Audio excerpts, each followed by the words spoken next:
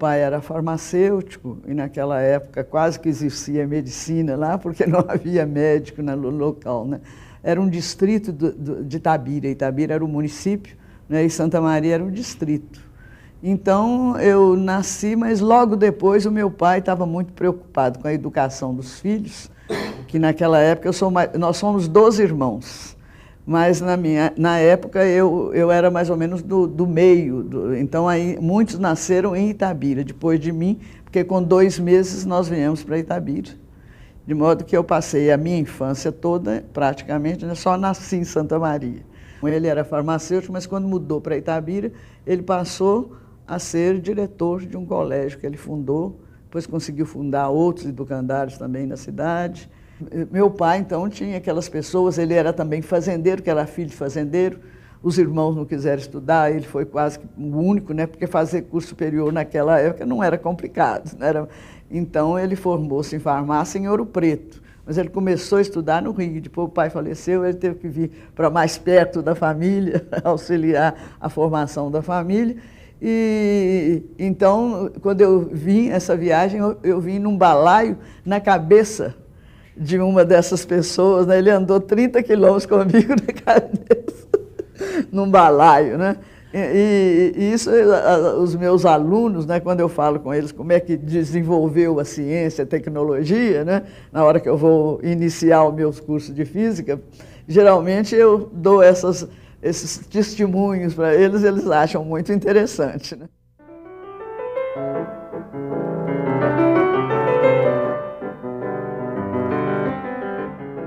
Meu pai foi diretor do colégio, né? E ele fundou um colégio lá em Itabira, e o Drummond, quando ele terminou o curso dele aqui, né, de farmácia, né, ele estudou, tinha que fazer um curso superior, né? E ele, acho que não achou nada naquela época, se fosse agora, né, ele faria, então, né, um curso aí, área de humanas, né, que ele podia se desenvolver mais, ou então de letras, né, mas, porque ele também tinha um homem de uma cultura muito ampla. Mas ele foi, não tinha emprego para ele, praticamente, né? E ele foi para Itabira. E logo ele começou a dar aula, então, no colégio. Papai chamou o irmão dele, que também morava em Itabira, muito amigo do meu pai, também já era professor do colégio. Então, falou com o papai, né? Oh, o Carlos está aí, será que... Ele sempre tinha, porque era até difícil, né, de arranjar uma pessoa que tivesse uma capacidade assim, de conhecimento maior. Então, o Drummond deu aula, eu tenho até retrato lá da família, lá do meu pai e dos professores do colégio com o Drummond, né? Mas nesse tempo eu era muito criança, né? Não tive nenhum contato com ele, não. Porque ele ficou muito pouco, ele também não gostava de lecionar. Os alunos gostavam até dele, uns gostavam, outros não. Aqueles que tinham mais uma tendência para a intelectualidade admiravam as aulas, mas outros já achavam que aquilo era cansado, como tem sempre, né? Em qualquer professor existe isso. Então, o Drummond ficou pouco tempo dando aula lá e veio para Belo Horizonte. Aí ele começou a trabalhar, acho, numa secretaria. Era muito usado aquilo. Eu mesmo tinha meu irmão mais velho que estudava aqui, e para ajudar, então, porque a família é muito grande, meu pai, então ele arranjou, né, um lugar para trabalhar na Secretaria de Educação, acho que ele trabalhou.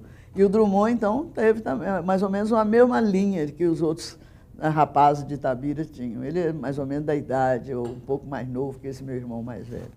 A minha irmã mais velha, as mulheres, de um modo geral, elas faziam cursos normal, para ser futuras professoras. Normalistas, exatamente, por isso chamava curso normal. Isso é uma coisa que foi adquirida, eu acho que talvez, provavelmente, da França, né? Porque na França toda a formação dos professores, mesmo para curso superior, era nas escolas normais. A École Normale Francesa era o súmulo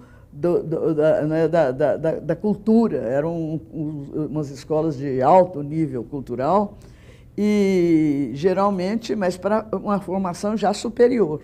Mas no Brasil, então, não tinha essas condições, então as normalistas, as professoras, faziam um curso normal secundário, o nível era secundário. Então, eram onde iam, tanto que o meu pai tinha fundado um ginásio em Itabira e só tinha homens. E ele, então, fundou depois, logo, conseguiu com o governo do Estado, o Antônio Carlos Ribeiro de Andrada, que foi o governador de Minas, ele conseguiu uma escola para Itabira, escola normal. E também alguns alunos, né, alguns homens, que não era usado também no Brasil, né, você ter um homem como professor primário, né, professor de escola primária. Mas alguns que não podiam estudar no ginásio, por motivos diversos, eles fizeram a escola normal, ela era gratuita, não é? E a população da cidade. O meu pai conseguiu, naquela época, ele fundou nos distritos, né? Ele fundou, parece que, 40 escolas rurais durante o período de ação dele na prefeitura. Ele conseguiu fazer isso. E, então, o nível cultural da cidade era excelente, né? Tinha muita atividade nas escolas. Mas a minha irmã mais velha, ela teve que fazer o curso normal, assim, mais por hábito, né? Hábito de família, né? Ela fez o curso normal e o ginásio simultaneamente. Não era comum as mulheres. Agora, em Belo Horizonte, então já tinha ginásio só para mulheres. No Colégio Santa Maria, no tempo que eu estudei, um colégio de freira, admitia só alunas, né? Durante muito tempo.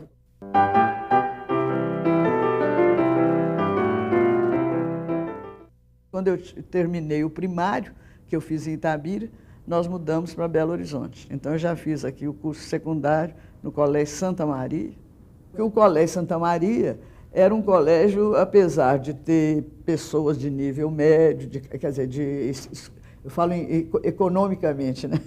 De recursos médios, classe média aqui ele atendia também, porque era um colégio de nível muito bom, considerado de qualidade de ensino muito bom. Professorado, as freiras dominicanas tinham esse cuidado, né? Elas escolhiam os melhores professores de Belo Horizonte.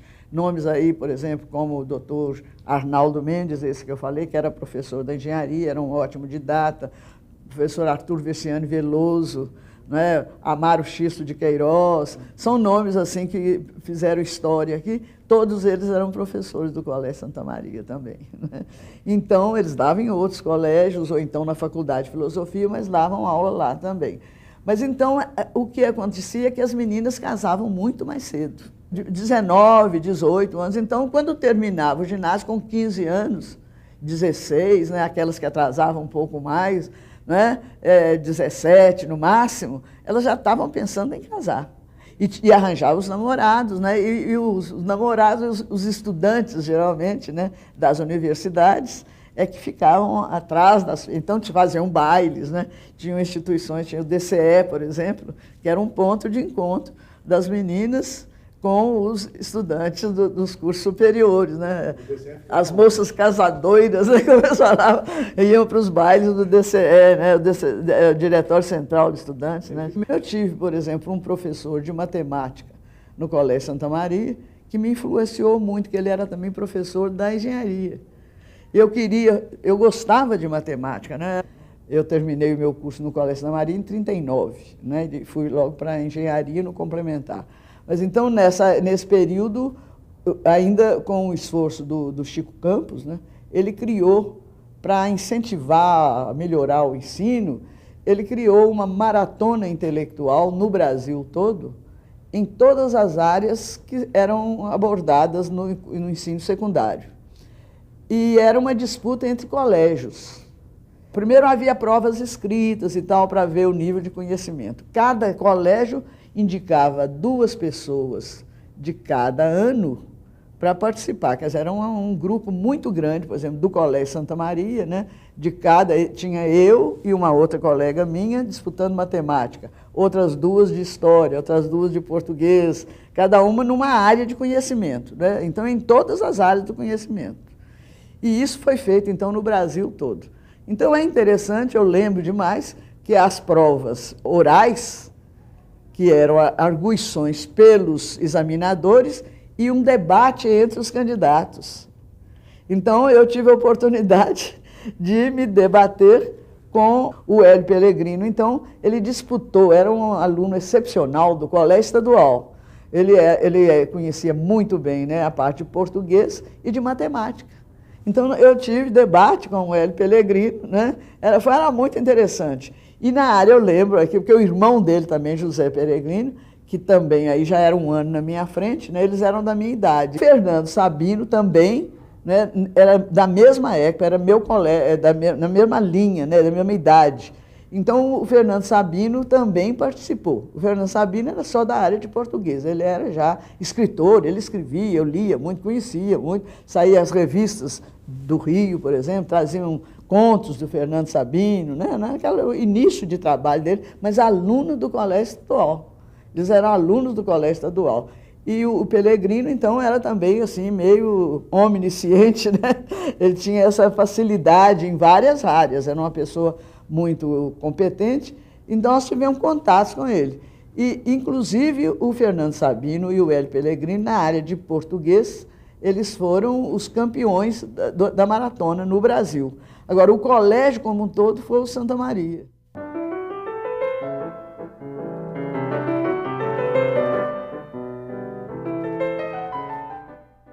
Naquela época, o ministro da Educação, que era o Francisco Campos, né, que eles chamavam de Chico Ciência, ele era chamado, era um intelectual mineiro, né, família muito conhecida aqui, né, até hoje.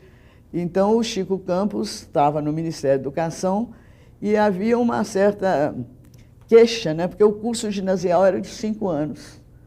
Então, a formação da pessoa antes de entrar para a universidade, eu mesmo tive irmãos que formaram já na universidade com 20 anos, 21 anos, né? Já estava formando na universidade. Por quê? Eram 4 anos primário, 5 anos de ginásio e depois a universidade.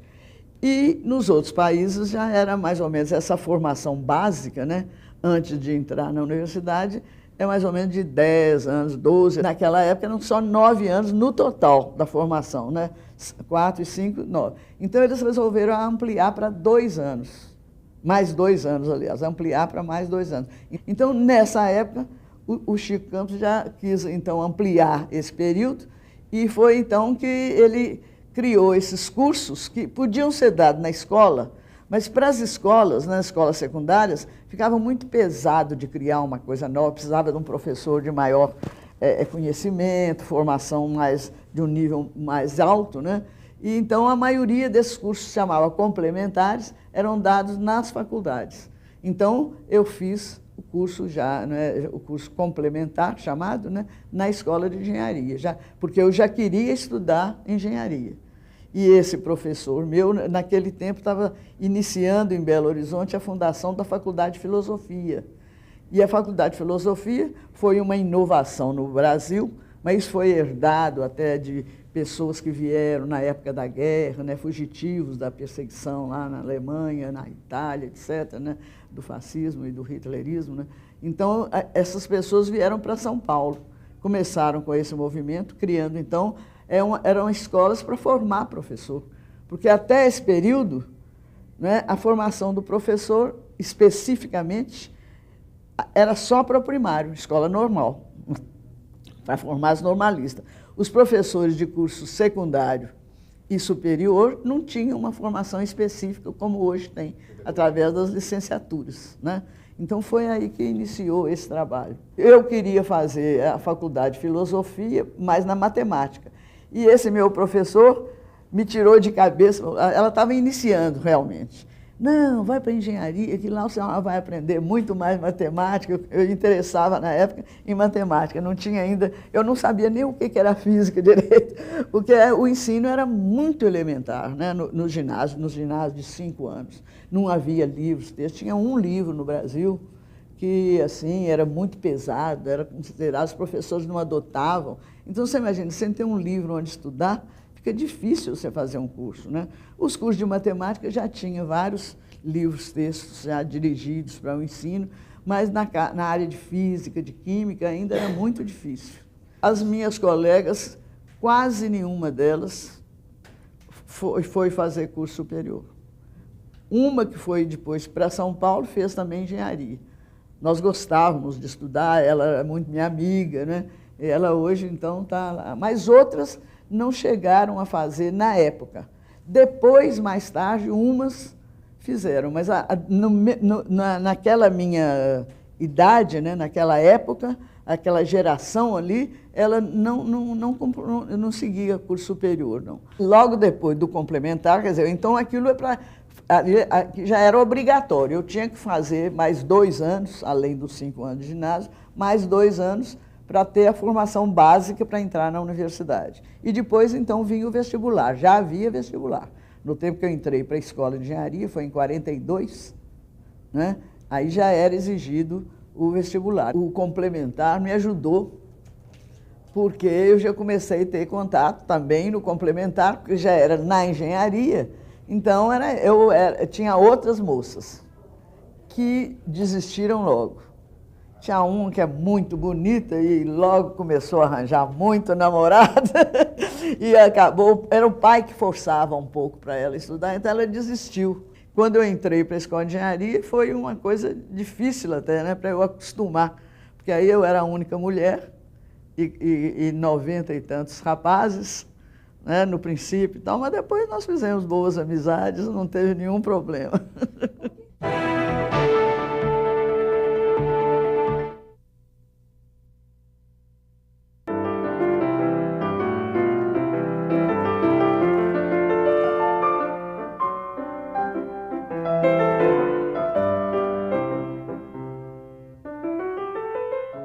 Não posso queixar, por exemplo, do tratamento dos meus colegas, né, em relação à minha situação. Conforme a disciplina, eu era boa aluna, às vezes não era, eu já trabalhava, eu comecei a dar aula logo. Então, muitos colegas, eu era namorada de alunas minhas do colégio, porque tinha um preconceito também, assim, né, de namorar a moça da mesma idade, era considerada velha, né? Eu, para os meus colegas, era mais considerada que já estava numa idade. Eles iam procurar os alunos, ou estudantes, né, ou moças de idade inferior àquilo, né? As normalistas, as futuras normalistas. Ou então mesmo de colégio, né? No Colégio Santa Maria, que eu dava aula, muitas alunas minhas eram namoradas de colegas meus. Então, eles queriam saber como é que eles ficavam, o contato que eu tinha com os colegas, então, era até intensificado por causa disso, né? Eles queriam saber a notícia, como é que elas eram como alunas, e isso e aquilo, e elas curiosas também para saber como que eles eram dentro da escola. Então, era assim, o convívio era muito bom. O corpo docente da escola de engenharia era excelente, né? E eu guardo muito boas lembranças dele. É lógico que sempre tem exceções, não é? Porque antigamente o catedrático, né, todos eram catedráticos. Catedrático era uma pessoa que começava a lecionar uma disciplina e ficava dona dela. Ele tinha assistentes, pessoas que ajudavam, mas ele escolhia os assistentes. Não havia concurso para você entrar, como é hoje, para a faculdade. Mas eram pessoas, assim, geralmente da grande engenharia de Minas Gerais, davam aula ali dentro da escola. Então, eu me lembro, por exemplo, vamos citar poucos, né, porque não tem muito tempo para isso, mas no primeiro ano tem um nome que é respeitadíssimo no conhecimento, dava cálculo. Era um professor que eu sempre entendia as aulas dele, era o Dr. Cristóvão dos Santos. Ele tem vários livros escritos, no Brasil inteiro ele é respeitado, né? Uma pessoa que foi um grande conhecedor da matemática. Então, era um deles. No segundo ano, que já entrava a física também, não, no primeiro ano ele já também dava aula, o professor Francisco de Assis Magalhães Gomes, que foi o fundador do reator atômico, da pesquisa em física radioquímica, na radiofísica, né? Aqui no Brasil, aqui em Belo Horizonte, pelo menos. Tinha o doutor Ademar Rodrigues também, que eu acho que era uma pessoa com um conhecimento grande. Mário Werneck, né? Álvaro Andrade e vários outros professores, né? Todos de nível muito bom. E eles eram assim, eles me consideravam como uma pessoa diferente dentro da sala de aula. Eu sempre chegava, sentava na primeira carteira, ali na frente, e outros colegas sempre ficavam, às vezes gostavam de ficar mais atrás. Mas eu tive uma vida assim, universitária bem ativa, né? E pouco tempo depois, aí eu acabei entrei como professor.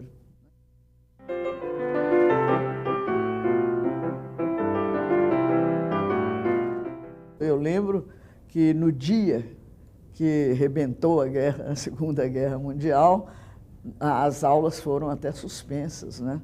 Na escola de engenharia.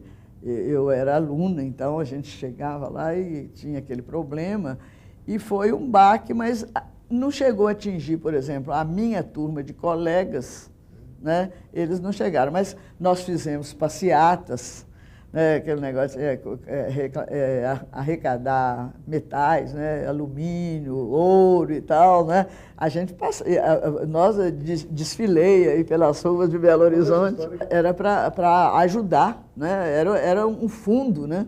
Para os países aliados, né? O Brasil logo deu apoio aos países aliados, né? Contra as ditaduras lá da Itália e da Alemanha, né? O Brasil apoiou e a gente, então, tinha um nome, como é que era a campanha? Que você fazia, recolhia aquilo e depois enviava, né? Ou para fazer armas, ou então para vender mesmo, para os recursos serem aplicados, né? Em material de guerra, melhorar as instalações dos navios, né? Então, era esse o objetivo dessa campanha. E o povo apoiava, né? Era um entusiasmo, né?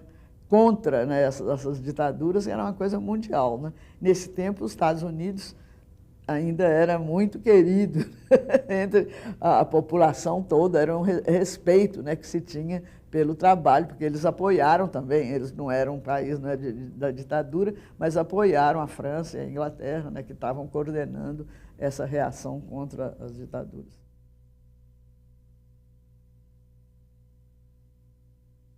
O conhecimento da ciência, ela não era muito divulgada. Nós estudávamos mais, no caso, dentro da engenharia, então aquilo era meio misterioso. Ninguém tinha ideia, todo mundo tinha medo da bomba atômica, não é? Mas não se sabia o que era. Tanto que vocês devem... Isso aí a gente via através dos jornais, né?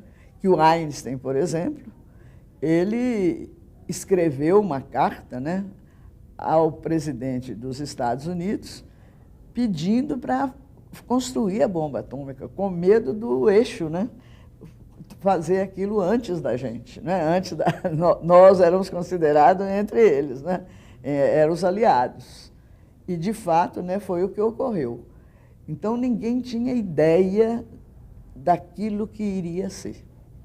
Uns achavam que a destruição podia ser muito maior. Mas a maioria não podia imaginar, né? Por exemplo, jogar a bomba atômica em Hiroshima e Nagasaki, né? Foi uma comoção no mundo inteiro, né? com o problema da bomba atômica. E aí até que começaram a ter divergências, né? Entre as pessoas que definiram, né? Que aprovaram isso, o próprio Einstein, que ficou mesmo em maus lençóis naquela época, né? Ele ficou muito abalado com o problema, né? E resolveu, então, né, fazer uma campanha para a paz. E começaram esses movimentos que até hoje, a gente nota aí entre os cientistas, né? Porque mais equilíbrio, né? Aquilo foi tudo feito escondido, né? Ninguém sabia, né? Era o Pentágono, né, que definia essas coisas, né? E isso, o que acontecia lá dentro, ninguém tinha notícia, a não ser aqueles que estavam, né, os cientistas, porque havia muitos cientistas que estavam colaborando, né? E muitos cientistas foram até prejudicados, por isso que o renome deles, né, caiu muito. Até cientistas da Alemanha, né, eles tiveram que sair da Alemanha, então aqueles que tinham origem judaica, né, eles sofreram demais, né? Hoje a gente tem vários depoimentos que mostram como que foi o problema, família inteira perseguida, né? E eles saíram de lá, mas eles não tinham nem maneira de se defender, né? E os Estados Unidos também começou a propaganda contra a ameaça russa, né? Do comunismo, e aí religião influenciou demais, né? Isso aí, então, começou a criar um apoio para os Estados Unidos, né, que fez com que esse cartaz adquirido, acho que foi na guerra, que eles começaram a ter esse renome, vamos dizer, mundial. E aí depois do lançamento, aquilo foi um baque, né? Ninguém pensava que eles fossem usar a bomba atômica naquele momento. E aí alguns ingleses, né, o próprio Churchill, né, que eu acho que na época ele acabou sendo favorável, então houve uma confusão muito grande na discussão dos mentores dessa ideia, né? E os Estados Unidos, então, eu acho que a partir daí eles começaram a olhar com mais cuidado o que eles faziam. E eles procurando desviar um pouco, né, aquela guerra contra eles para a Rússia, né? Agora, isso já começou bem mais tarde, né? Quando começou, isso já foi em 57, né? Foi o lançamento do Sputnik, é que os Estados Unidos começou a tomar essa posição assim, mais contrária, né? Com a Rússia tinha vencido a corrida espacial, né? Então, eles perderam, eles também estavam naquela disputa e ficaram preocupados, porque começou até uma reforma no ensino. Isso provocou o mundo todo ver, no ensino das ciências. Um movimento que surgiu depois desse momento é um movimento de reforma do ensino de ciência, tornar a ciência mais popular, né, mais acessível. Porque tanto a Inglaterra como a França, eles julgavam que se você transmitisse o conhecimento científico para um grupo de pessoas de alto nível, que aquele grupo, então, conseguia manter o desenvolvimento do país, com as tecnologias que daí fossem surgindo e tal, fazer o crescimento do país. Eles acreditavam que bastava ter um lastro, né, vamos dizer, de cientistas.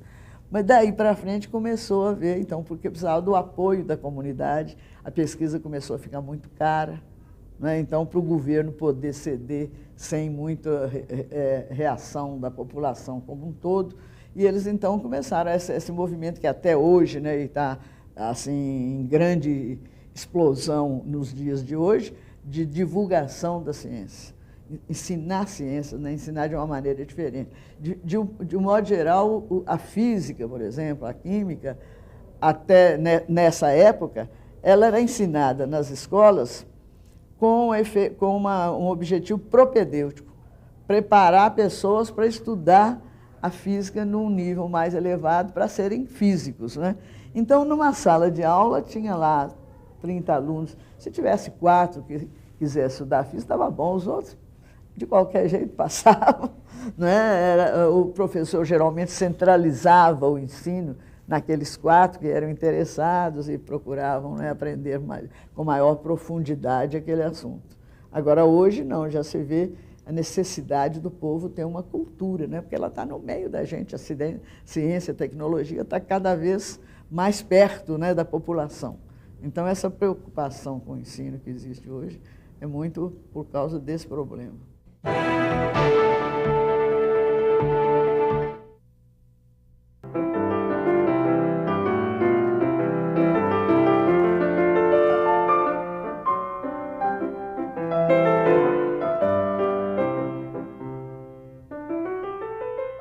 Naquela época, o professorado da universidade, de um modo geral, não tinha pós-graduação. Não havia pós-graduação no Brasil.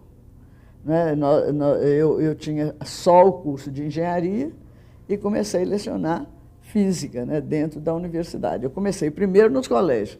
Os colégios, então, vocês estavam perguntando, né? Eu dava no Santa Maria, porque eu era ex-aluna de lá, e comecei dando matemática. Mas uma ocasião que o professorado de física era mais raro do que o de matemática, uma escassez enorme, né, de professores de física, as irmãs me pediram para dar física, achavam que eu tinha estudado engenharia, tinha umas cadeiras de física lá que eu sabia muito pouco de física, né? E então eu comecei a dar aula de física, mas me esforçando muito. E quando eu então, terminei o meu curso de engenharia, os meus colegas, quase todos, foram trabalhar na área de engenharia fora de Minas. Eles foram trabalhar em São Paulo. Minas tinha ainda o campo industrial de Minas, né, o campo de trabalho para engenheiros não era muito grande, não. Então, esses colegas foram para lá e eu, naturalmente, uma mulher, né, era muito difícil. Meu pai, os meus irmãos, né, depois, porque meu pai nesse tempo já tinha falecido, não iam deixar que eu saísse, né, para ir para São Paulo, ficar morando sozinho e fazer uma pós-graduação, que São Paulo já tinha pós-graduação, ou trabalhar, né, tinha que trabalhar para poder sustentar um pouco, ajudar no sustento da família. Mas fiz, então, eu fiz concurso para dar aula no colégio estadual. E eu comecei a trabalhar com um professor que me convidou como auxiliar na parte de cálculo de estrutura, que eu gostava mais dessa parte que entrasse em matemática, mas eu mesma não achei muito interessante o trabalho, porque não tinha muita criatividade, era repetitivo. Né? Cálculo de estrutura era casa, toda vinha, via uma casa, eu vou calcular a estrutura, era muito repetitivo aquele trabalho, e eu já dava aula, como eu falei com vocês, no Santa Maria e tal, e gostava, achava ótimo. Então, resolvi ficar dentro da linha. Né? E quando tinha vaga no colégio estadual, eu falei, ó, vou fazer o concurso. Quando eu fui me inscrever, e quem falou comigo que eu tinha... tinha outro problema, que para dar aula naquela época, só podia ser com eu não era... Já estavam... as escolas de filosofia já estavam formando os licenciados que tinham o direito de lecionar no curso secundário. Antes disso, não havia formação específica para o professor. Mas nessa época já tinha começado a exigência. Então eu, como engenheira, não podia, né? Não tinha um registro no MEC, é isso, né? E então eu também me resolvi, nesse ponto aí foi até a dona Henriqueta Lisboa, que era fiscal no Colégio Santa Maria, fiscal de ensino, ela trabalhava nessa linha, e era uma pessoa fantástica, né, dona Henriqueta, uma cultura e a maneira de tratar o professor, que tinha outros fiscais que ficavam querendo picuinhos, né, e eu muito nova, elas ficavam querendo exigir de mim assim, uma obediência, não poder sortear um ponto da prova sem a presença da fiscal e coisas desse tipo, e a dona Henriqueta era completamente diferente. Então, nessa época, ela me alertou. Falou, você precisa de fazer um concurso que a CADES, era a instituição, né, que estava dando esse direito das pessoas, concurso superior, fazerem concurso para poder dar aula. Tinha essa licença, é uma licença especial. E a dona Henriqueta me falou, me deu as dicas, e eu consegui, então, me inscrever num concurso da CADES. E esses concursos eram muito rígidos, né? O pessoal reprovava. Então, nesse ano, era só eu que passei no concurso da CADES para dar aula no secundário, né? Porque antes era da quinta ou oitava série, do ensino já da quinta ou oitava série, tinha um número grande de candidatos. Para dar aula, então, já no curso científico, né, que já era chamado naquele tempo, depois passou o segundo grau e hoje é ensino médio, aí era muito...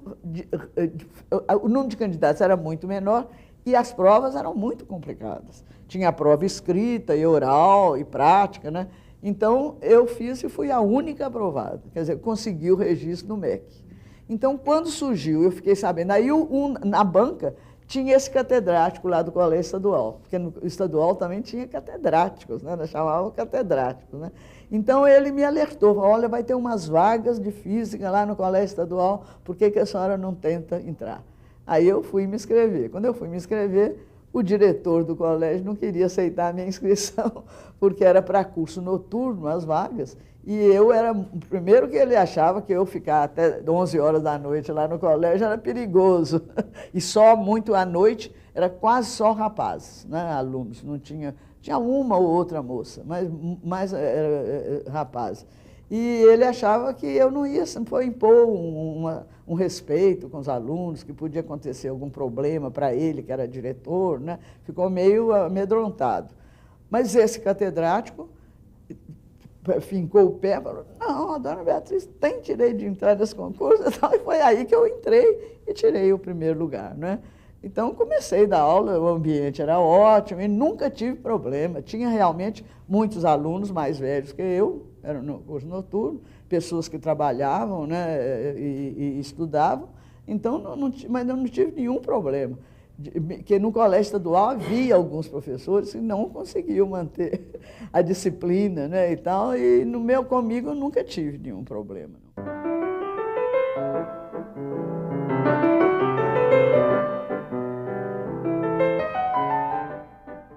Naquele tempo estava começando a possibilidade de fazer doutorado, né, e uma disputa com os catedráticos eram os livre-docentes. Era um professor, chamava livre-docente, quer dizer, ele podia, dentro de uma instituição, fazia um concurso, se o concurso fosse aberto, né, ele fazia um concurso que ele iria ganhar praticamente a mesma coisa que o catedrático. Mas ele não era vitalício, né, porque o catedrático era vitalício. Só podia ser catedrático depois que aquele que era morresse. Então, o professor que era catedrático da farmácia, na área de física, tinha uma disciplina de física, como eu falei, ele me convidou e eu fui para lá e ele insistia comigo, não, faz a livre-docência e o doutorado. E eu acabei fazendo, então, mas era uma coisa mais simples do que são hoje os doutorados. Não tinha ainda o mestrado, né? Não havia essa sequência. Então, eu fiz o mestrado e fiz a livre-docência, de modo que eu comecei a ter assim, um gabarito em relação a professores de física, né, um pouco mais alto. Então, numa ocasião, os estudantes brasileiros que estavam indo, professores, fazer pós-graduação nos Estados Unidos, começaram a voltar, e principalmente naquela época tinha sido fundada a Escola da Aeronáutica, né, o ITA, que era de alto nível, instalações excelentes, dando muito conforto aos estudantes, eles tinham locais, né, onde eles moravam, e eles ficaram impressionados com o empenho que nos Estados Unidos eles estavam dando à formação de professores. E como no Brasil ainda estava muito incipiente, o número de candidatos para as licenciaturas era muito baixo, né, porque vinha o problema do salário do professor, então as pessoas também, mesmo status, um engenheiro tinha mais status do que um licenciado em física, por exemplo, né? Apesar de ter um conhecimento completamente diferente, de outra linha. Mas então, nessa época, eu fui convidada também, foi uma escolha, o MEC que criou, então, patrocinou um curso para especialização, aí nível de especialização, no ITA, no Instituto Tecnológico da Aeronáutica. E o pessoal que organizou, como eu falei, foram esses professores que estavam voltando dos Estados Unidos com doutorado ou mestrado, né? Alguns com mestrado, outros com doutorado também, e criaram. Então, nesse ponto, para nós, foi uma coisa que nós começamos a encontrar com as maiores autoridades na nossa área, que foi só de física que teve esse problema, né? E o colégio estadual, então eu dava aula no colégio estadual, me indicou. Os catedráticos, por exemplo, já estavam mais idosos, não acho que nem tiveram interesse de ir, e eu tinha feito pouco tempo esse concurso para entrar, e eu fui para o ITA. Então, no ITA, nós encontramos com os maiores nomes da física do Brasil na época, né? Leite Lopes, César Lattes e Jaime Thiômino, e além deles, uma coisa que foi para nós uma felicidade, né, uma coincidência talvez, foi uma pessoa que já tinha um prêmio Nobel de Física, que era o Feynman.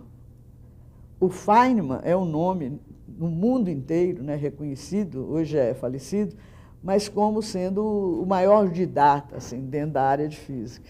Ele tinha uma didática muito especial e os físicos brasileiros da época que tiveram contato com ele pediram, ele veio para o Brasil. Ele foi uma pessoa que assimilou a cultura brasileira, ele chegou até a aprender a trabalhar em bateria e desfilou no carnaval na bateria da Mangueira, né? Foi escolhido, disse que foi a maior honra para ele. Isso ele mesmo, os livros dele, tem muitos livros de divulgação científica do Feynman, né? E o Feynman, então, chama a atenção que ele estava disputando com um outro, né, daqueles antigos lá, baterista, e acabou tirando o primeiro, foi indicado, ele é que desfilou. Aí eu já tinha o doutorado e a livre docência, né? Isso antigamente era a maneira de você progredir um pouco na carreira, era fazer esse tipo de doutorado, que você escolhia um orientador, né, no caso, o meu orientador foi o professor Caio Líbano, que era o catedrático lá da Escola de Farmácia, que tinha me convidado. Era um homem também muito inteligente, com uma habilidade e experiência de física, mas ele era médico, mas gostava muito de música, tinha uma cultura muito grande. E então, nessa linha, né, ele trabalhava eletrônica, que estava surgindo naquela época, né? O doutor Caio era um especialista, tanto que o nosso laboratório de física na Escola de Farmácia era muito bom, talvez melhor que o da engenharia, na época.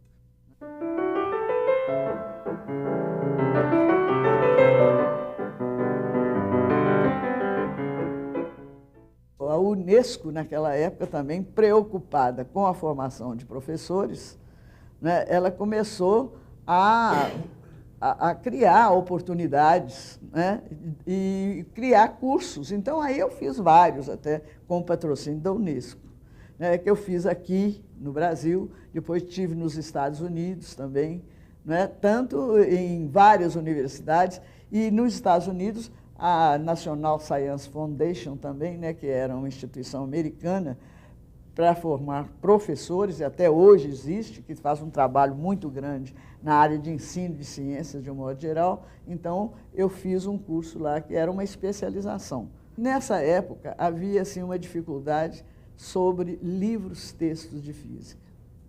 E nos Estados Unidos mesmo, depois do lançamento do Sputnik, que foi em 57, né? Depois do lançamento, houve assim, uma preocupação com o ensino.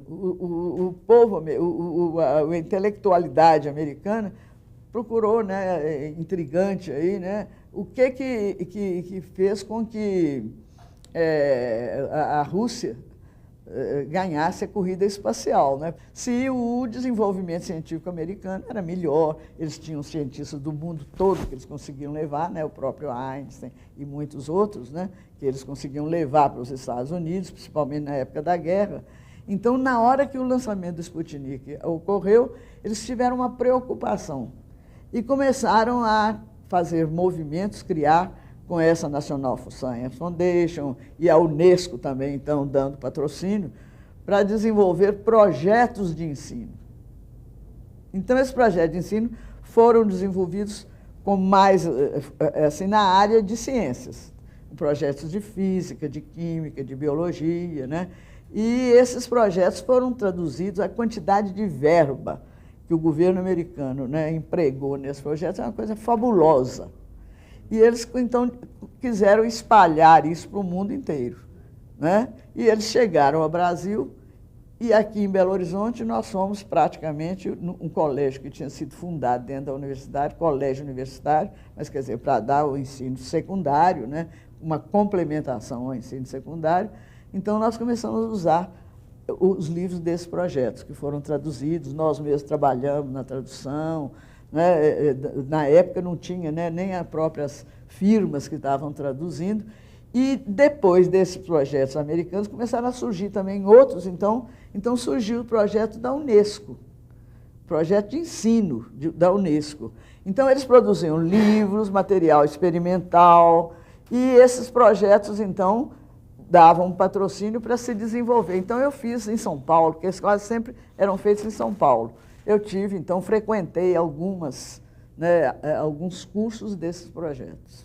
Eu acho que não tem condição de você separar um desenvolvimento de um conhecimento de qualquer área, né, da parte política, né, porque isso vai influir no mundo inteiro, né, os conhecimentos hoje da física, né, eles têm que ser, tanto preocupação que se tem com a divulgação da física, eles têm que ser universais. E como os Estados Unidos já estavam assim, com muito poder concentrado na mão deles, né? E a Rússia estava tentando, a gente não sabia muito bem o que ocorria, porque, além deles também se fecharem, havia um boicote, né? Que impedia que essas notícias chegassem com maior. Mas nós tínhamos, por exemplo, mesmo nós estudantes, né? E os estudantes são sempre assim, querendo ser do contra um pouco, né? Então, a gente já tinha livros russos, porque os americanos começaram a preocupar mais com essa parte, como eu falei com vocês. Antes, herdando talvez um preconceito assim, da Inglaterra e da França, eles pensavam que ciência não é para todos, né? Que a ciência era para alguns.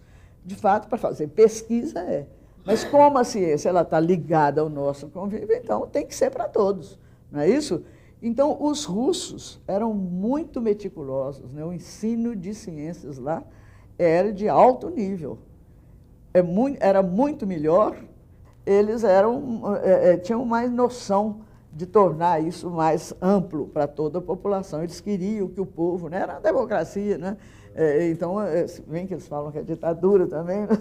Do proletariado, mas isso aí a gente entendia como sendo uma maneira de querer chegar a um número maior de pessoas, né? Era mais democrático, né? No nosso ponto de vista. Os americanos começaram a analisar por quê e concluíram isso, que era o ensino, que era a educação, começando de mais de baixo, que fazia, então, aparecer os cientistas de mais valor, né? Porque você tem uma comunidade maior, né? Os gênios, talvez, ou aquelas pessoas mais dedicadas, mais estudiosas, têm mais condição de aparecer. É o futebol no Brasil, né?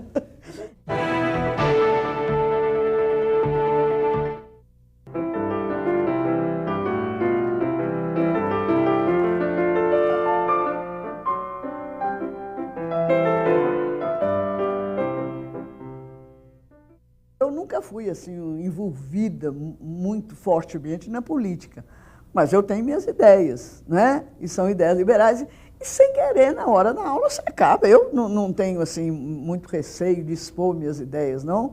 E mesmo que tenha outra pessoa, eu respeito, né? Então acho que não tem problema. Mas eu mesma tive problemas na universidade, né? Um diretor de universidade me chamar a atenção, que ele tinha ido no DOPS e que viu meu nome lá em cima da mesa, não sei, porque você tinha ideias mais liberais, né? Quer dizer, que até nesse aspecto, né? Que eu tivesse cuidado, porque tinha espiões dentro das salas, né? A polícia colocava, né? Naquele tempo eram os DOPS, né? Colocava estudantes, e eu já tive estudantes que até eu tinha boa relação com eles, mas sabia que eram, porque ele terminava um curso e ia para outro. Até pessoas inteligentes que ele conseguiu fazer isso, né? Saía de um curso, fazia outro, né? Tinha um que eu lembro dele, né? Ele fez farmácia, fez direito, fez educação física. Então, você vê, e depois trabalhava, ele conseguia logo entrar nas universidades, nos cursos, e dava aula e tal. Quer dizer, era uma coisa que era muito comum, esse problema da presença de alunos que tinham essa... Eles eram discretos, não estou dizendo que eles... Eu nunca cheguei a ter por exemplo, que chegasse perto de mim e me enfrentasse para ir contra minhas ideias assim, de uma maneira grosseira. Começou-se também assim um certo medo dos professores, né? E isso atrapalhou um pouco o convívio.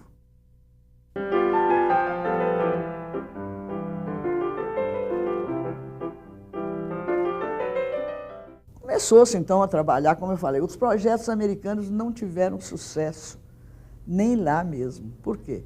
Eles fizeram muito bom, muito bem escrito, 300 e tantas pessoas para desenvolver livros do aluno, livros para o professor, né, manuais para o professor, laboratórios experimentais, filmes para ajudar.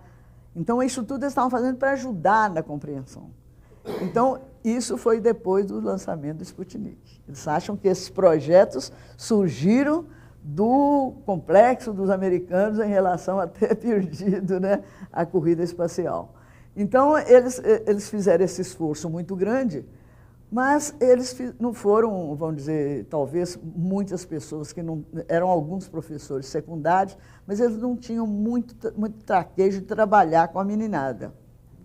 Então saiu ainda um livro bem complicado, e muito caro também, porque para fazer isso, né, para você ter professor, o manual do professor era um livro desse tamanho, até para o professor nosso aqui.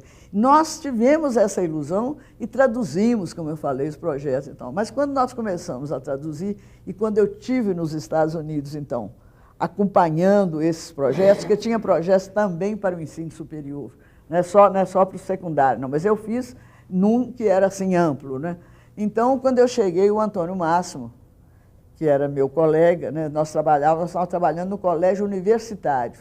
Adotamos o tal PSSC, que chamava, o projeto americano, Physical Science Student Committee. Mas o fato é que, então, nós começamos a sentir aquela dificuldade de fazer com que o PSSC, esse projeto, pudesse ser aceito nas outras escolas. E o colégio estadual, que era um colégio de elite intelectual também do Brasil, né, de Minas e do Brasil, né, esse colégio estadual, os professores começaram a querer usar. Mas ficou muito mutilado, porque eles só tinham o livro. Eles não tinham os laboratórios, não tinham os complementos todos, né, aquele material instrucional todo que é necessário para você poder complementar as ideias do PSSC, eles não tinham. Então, o Antônio Máximo falou, você não quer escrever um livro? E quando eu estava voltando dos Estados Unidos, porque eu percebi que nos Estados Unidos era a mesma coisa. Os alunos não entendiam o PSSC, os professores, a maioria, os professores mais simples, lá tem uma quantidade de professor de segundo grau também, que não tem uma formação boa, né? O professor lá também ganha pouco. Então, eu estava voltando desses cursos e falei com ele, olha, eu acho que não tem jeito, não, isso é um negócio, lá também eles não são aceitos, vamos fazer um livro e tal. Eu não queria, mas depois ele me convenceu, sabe? E nós começamos a escrever, então, assim, com ideias mais novas assim, nesse sentido, que em vez de você fazer um curso com um nível propedêutico, porque também esses projetos pecaram nisso, eles procuravam ensinar física para formar o futuro físico. Eles queriam obter um número maior, não esclarecer a população sobre a ciência, né? Então, depois surgiu um movimento na Inglaterra, nessa física para todos, mas nessa época nós já tínhamos tentado. Então, eu e o Antônio Máximo resolvemos fazer esse livro nessa linha. E, para surpresa nossa, né, quando saiu o livro, uma linguagem mais simples, nós colocamos assim muitas experiências que podiam ser feitas sem laboratório, com material caseiro, e as ideias sempre ligadas ao dia a dia das pessoas, porque o aluno só pode interessar em aprender física se ele sente, né, aquilo na vida dele, é muito melhor, né? Em vez de você estudar uma porção de fórmulas indicando o movimento de um projétil, você joga um em cima do outro, o outro joga um para baixo, outro para cima, onde que vai encontrar e tal, você fala como é que ele anda, né? Estuda o andar dele, por que que ele anda, o movimento da pessoa, não é? E se você está estudando ótica, você estudar como é que ele enxerga a vista, então ligar um pouco com a biologia, né, também. Hoje se fala muito em interdisciplinaridade, mas nós já tentamos fazer isso, né? E por que que as teorias da física foram evoluindo? Por que que se criticava muito, por exemplo, o Aristóteles, né, que foi o primeiro que escreveu um tratado de física? Porque ele tinha o conhecimento que a gente tem, que a gente adquire com os nossos sentidos, né, que nós conhecemos a natureza, os ambientes, por meio dos sentidos. Elas são, é lógico, muito limitadas. Então, isso tudo foi nos levando a tornar o livro cada vez mais ligado ao dia a dia, com exemplos da física nova também, para não ficar, e dando um pouco da história, como é que aquilo foi desenvolvido. E no Brasil todo surgiu um movimento que eu acho que nós tivemos uma sorte, sei lá, de ter tentado fazer uma coisa desse tipo, procurando fazer com que o aluno entendesse os fenômenos. E isso tornou-se, então, hoje, uma área de pesquisa. Isso é que eu estou falando, pesquisa e ensino de física. Como é que a pessoa entende, né, o mundo na qual ela vive. Então, eu acho que o nosso livro teve uma sorte de sair um pouco antes, talvez, desse movimento, mas já com essa ideia. Por quê? Porque o Antônio Máximo e eu já éramos professores há bastante tempo E ambos, assim, muito dedicados. O Antônio Máximo é um excelente didata, tem um conhecimento muito bom da física, né? Então, nós começamos a trabalhar nesse sentido, entendendo? De levar. Então, o livro foi aceito, e você imagina quantos anos tem isso? Na década de 70, início da década de 70, que lançamos o primeiro volume. Nós não tínhamos nem tempo, talvez, de escrever, fazia um volume por ano só, porque nós também estávamos trabalhando, né? E dentro das universidades eles não davam muito valor a essa atividade. Foi surpresa, né? Ele teve uma aceitação muito grande e nós já fizemos várias revisões para atualizar, para colocar mais aspectos da física mais atual, mais nova, que a gente chama, ou física moderna, né? E ele está, assim, tentando fazer nessa linha de divulgação científica, mas para o estudante. Então, a gente consegue colocar uma linguagem, diminuindo um pouco do palavreado próprio, o fisiquês, né, que a gente costuma falar, reduzindo o fisiquês, para que o estudante possa, pouco a pouco, para ele dominar, né, e tem aqueles que querem fazer física, que geralmente estudam com mais afinco. Mas, de um modo geral, se você ensinar dessa maneira, mostrando a física no dia a dia, aí os próprios estudantes que são mais renitentes em relação à física, eles vão gostar. Porque o ensino, infelizmente, foi pouco atingido ainda por essa linha da pesquisa e ensino de física. Então, a maioria dos livros ainda dá aquela física muito clássica, com fórmulas e um grande número de problemas para serem resolvidos. E, muitas vezes, esses problemas estão em desacordo com o desenvolvimento mental do menino, né? Isso, então, a psicologia ajudou nisso, o Piaget e outros psicólogos que começaram a estudar, e os físicos também entraram nisso, e os biólogos também. Então, isso hoje já está assim, mais esclarecido por que é tão rejeitada a física nas escolas, né? Por que isso não acontece de uma... Por que a pessoa não tem prazer em aprender física, né? A última reforma de ensino que foi feita no Brasil, de onde surgiram um conjunto de orientações para o professor, chama Parâmetros Curriculares Nacionais, né? Que foi feito aí na década de 90, no final da década de 90, né? E que está sendo implantada ainda hoje, ela sempre está mandando, né, que os livros, ou pedindo que os livros, o ensino seja feito nessa linha. Infelizmente, ainda tem pouco livro nessa linha.